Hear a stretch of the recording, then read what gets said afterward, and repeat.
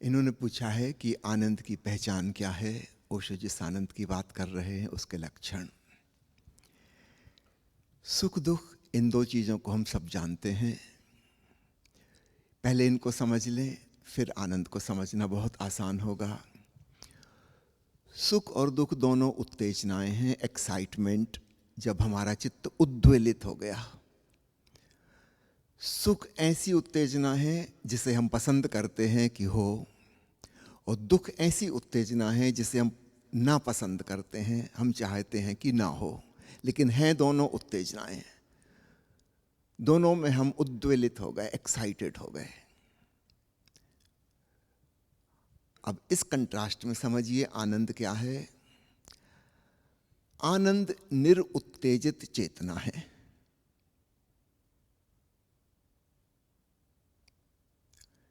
शांत चेतना, जहां कोई उद्वेलन नहीं है। पानी के सरोवर की उपमा से समझें तो शांत सरोवर जिसमें कोई लहर नहीं उठ गिर रही, वह आनंद की अवस्था है। और जहाँ तूफान आंधी आया वहाँ पे लहरें उठेंगी भी और गिरेंगी भी, याद रखिएगा। जो लहर उठी है अंततः वह गिरेगी। उठती हुई लहर को हम सुख समझते हैं और गिरती हुई लहर को हम दुख समझते हैं। और इसलिए सुख दुख आपस में जुड़े हुए हैं। हर सुख के बाद दुख आएगा, हर दुख के बाद फिर सुख आएगा, फिर दुख आएगा, फिर सुख आएगा। बारी बारी से लहर उठेगी गिरेगी, उठेगी गिरेगी, उठेगी गिरेगी। कभी प्रीतिकर उत्तेजना होगी, कभी अप्रीतिकर उत्तेजना होगी, कभी पसंद वाली, कभी नापसंद वाली। यह जीवन का नियम है। आपने फिजिक्स पढ़ी होगी, वेव फंक्शन पढ़ा होगा। जहाँ भी तरंग है, लहर है, वहाँ उठाओ और गिराओ सुनिश्चित रूप से होगा। जितनी ऊंची लहर जाएगी उतनी ही नीचे भी जाएगी। जितना ऊंचा पर्वत शिखर बनेगा उसके बगल में उतनी ही गहरी खाई होगी, बराबरी की। तो छोटा सुख है तो उसके बाद छोटा दुख आएगा, बड़ा सुख आया तो उसके बाद बड़ा दुख आएगा। जिनको हम पर्वत और खाई कहते हैं वो ऐसे समझें कि वो चट्टानों की लहरें हैं। पानी की लहर तो हम सब जानते हैं, क्षण भर में बनती है, मिट जाती है। ये चट्टानों की लहर है। हजारों लाखों साल में एक पर्वत बनता है, फिर अगले हजारों लाखों साल में गिर के खत्म हो जाता है, फिर बनता है, फिर गिरता है। तो जीवन में जहाँ भी उतार है वहाँ चढ़ाव होगा, जहाँ चढ़ाव है वहाँ उतार होगा। अब इसके कंट्रास्ट में जो समतल और समता की स्थिति है वह शांत चेतना की अवस्था है। भगवान कृष्ण गीता में कहते हैं समता योग सर्वोच्च है, सर्वश्रेष्ठ है। जहाँ सब सम हो गया, बराबर हो गया, कोई उतार चढ़ाव नहीं है, कुछ ऊपर नीचे नहीं हो रहा। यह केवल चेतना के तल पर हो सकता है, अन्य तलों पर नहीं। एक मनुष्य होने के नाते हमारे चार आयाम हैं, चार तल हैं, इनको भी समझ लें। एक हमारी भौतिक काया है, दूसरा हमारा विचारों से बना हुआ मन है, तीसरा हमारा भावनाओं से भरा हुआ हृदय का आयाम है, और चौथा केंद्र में हमारी आत्मा चेतना है। तो बाहर के जो तीन आयाम हैं इनमें हमेशा अप एंड डाउन होंगे। शरीर में स्वास्थ्य है तो फिर बीमारी आएगी, जन्म हुआ है तो मृत्यु होगी, अप एंड डाउन चलते रहेंगे। कोई चीज़ सुविधापूर्ण लग रही है तो फिर कोई चीज़ असुविधापूर्ण लगेगी। अगर आपकी नाक संवेदनशील है और सुगंध में आपको मज़ा आ रहा है तो उतना ही दुख आपको दुर्गंध में आएगा। दोनों चीज़ें बराबर की होंगी। शरीर के तल पर इसलिए हम जो भी इंतजाम करेंगे, याद रखना उसमें भी सुख दुख बराबर रहेगा। समझो आज संपन्नता आ गई, सब खाने पीने के लिए हमारे पास बहुत है, आप ये नहीं समझने से हमारा सुख बढ़ गया, क्योंकि अब भूख ही नहीं लगती। भूख लगने के पहले ही हम खा लेते हैं। जो भूखे आदमी को खाने का मजा आता था क्योंकि उसने कष्ट झेला था, वो मजा आपको नहीं आ सकता। क्योंकि भूख लगती ही नहीं है, उसके पहले ही हम पेट भर लेते हैं। कल्पना करिए एक आदमी रेगिस्तान में प्यासा, बिल्कुल मरणासन अवस्था में है, डिहाइड्रेशन हो चुका है। उसको अगर आधा गिलास पानी मिल जाएगा, उसकी जान में जान आ जाएगी, बच जाएगा। उसको कितना अहोभाव पैदा होगा, कितना धन्यवाद जिस व्यक्ति ने उसको पानी पिला दिया, वरना उसके प्राण निकलने वाले थे। क्या हमें वैसा सुख मिलेगा पानी पीने से जिनको पानी की कोई कमी नहीं है? हमें ख्याल ही नहीं आता कि पानी में कौन सा सुख, क्योंकि दुख ही नहीं होता, प्यास का दुख ही नहीं हो रहा। तो जैसे जैसे हम दुख को मिटाने का इंतजाम करते चले जाएंगे, हमारी सुख की क्षमता भी खत्म होती जाएगी। दोनों चीज बराबरी से चलेंगी। तो शरीर के तल पर हम दो शब्दों का इस्तेमाल कर सकते हैं सुख दुख के, वो है सुविधा और असुविधा, पेन एंड प्लेजर, कष्ट और बिना कष्ट के होना।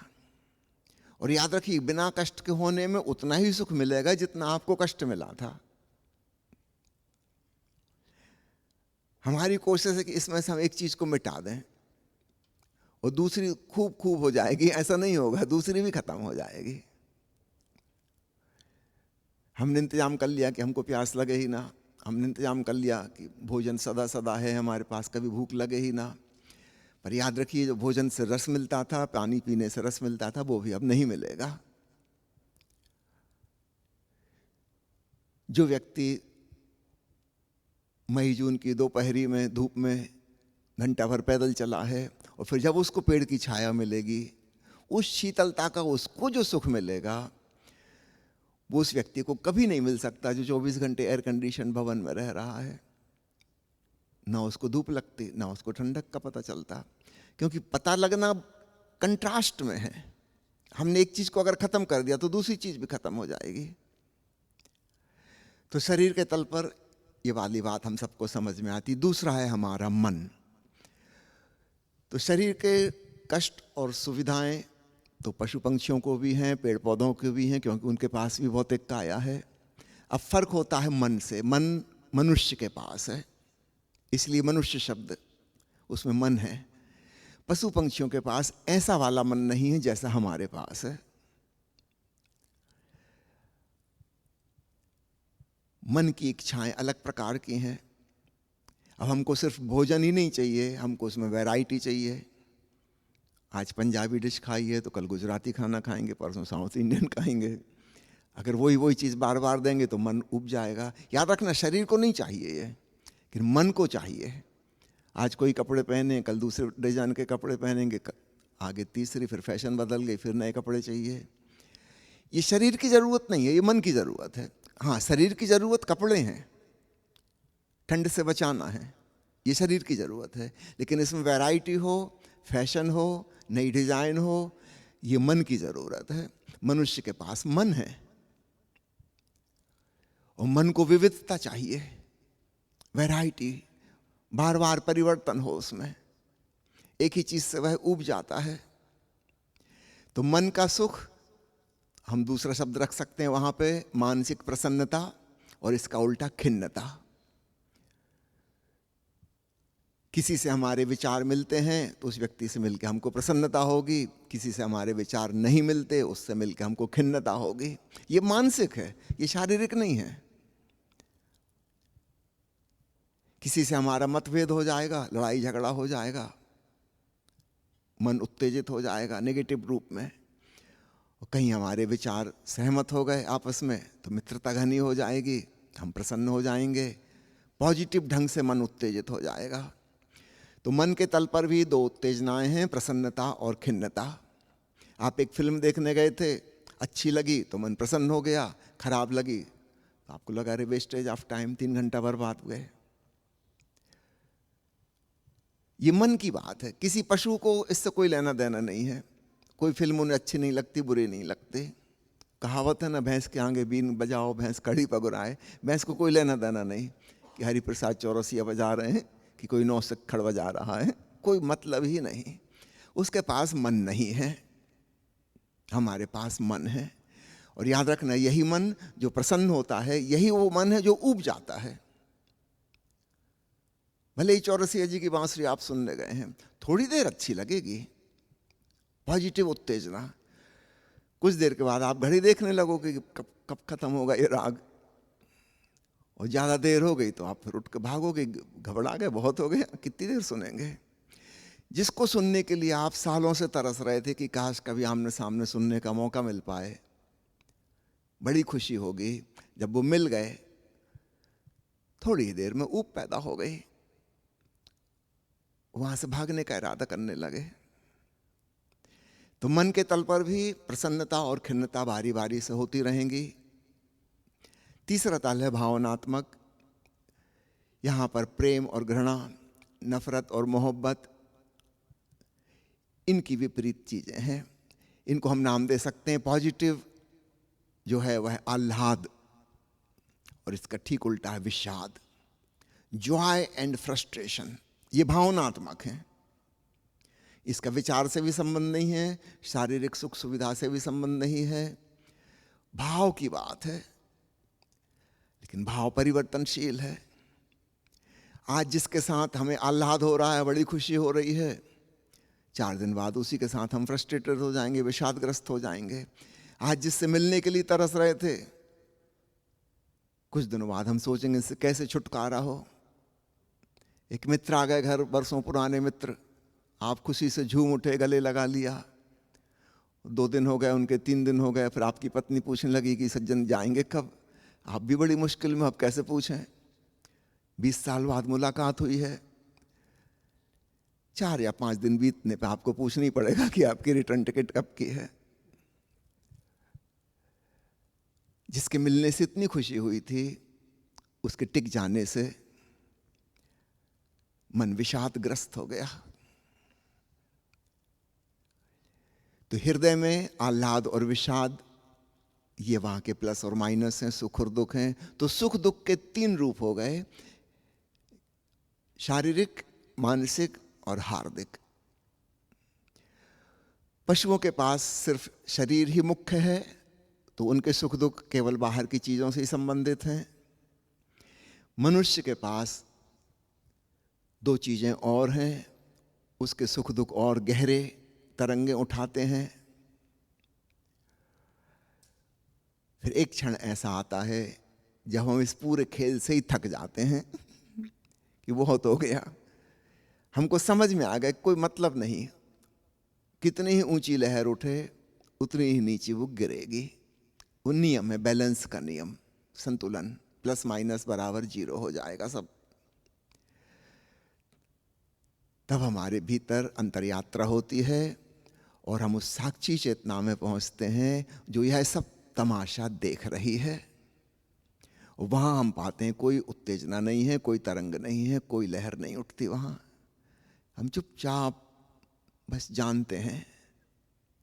वह जानने वाला तत्व जो है वह निस्तरंग है, शांत झील की तरह। ऐसा समझो हम झील की गहराई में पहुंच गए।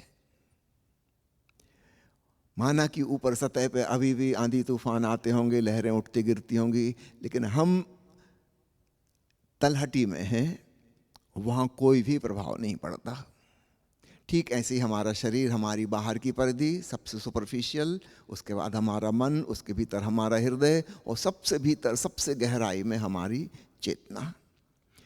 चेतना तक कोई तरंग नहीं पहुंचती। अगर हम वहां साक्षी भाव में स्थित हो जाते हैं, स्वीकार भाव में डूब जाते हैं, बाहर सब खेल चलता रहेगा और कुछ से भी हम अप्रभावित रहेंगे। एक नई चीज का उदय हो गया, साक्षी चैतन्य का। प्लस माइनस अभी भी होते रहेंगे, पॉजिटिव नेगेटिव घटनाएं घटती रहेंगी, कोई अपमान करेगा, कोई सम्मान करेगा, दोनों चीजें होती रहेंगी और बराबरी से होंगी। जब हमको ये समझ में आ गया कि दोनों बराबरी से ही हो सकती हैं, ऐसा जीवन का नियम है, फिर हमारा आग्रह छूट जाता है कि केवल सम्मान मिले और अपमान ना मिले। हमको पता चल गया ऐसा नियम है, ऐसा हो ही नहीं सकता। जितना सम्मान मिलेगा उतना ही अपमान मिलेगा, जितनी इज्जत होगी उतनी ही बेइज्जती होगी, जितना नाम होगा उतनी ही बदनामी होगी, सब कुछ बराबरी से रहेगा। फिर हम इन सब से दूर खिसक जाते हैं कि इसका तो कोई मतलब ही नहीं इसमें उलझने का। तब हम शांत दूर से तमाशा देखते हैं।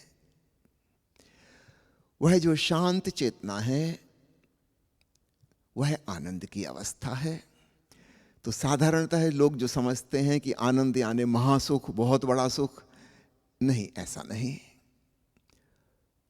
सुख के साथ दुख जुड़ा है, आनंद के विपरीत कोई शब्द नहीं है।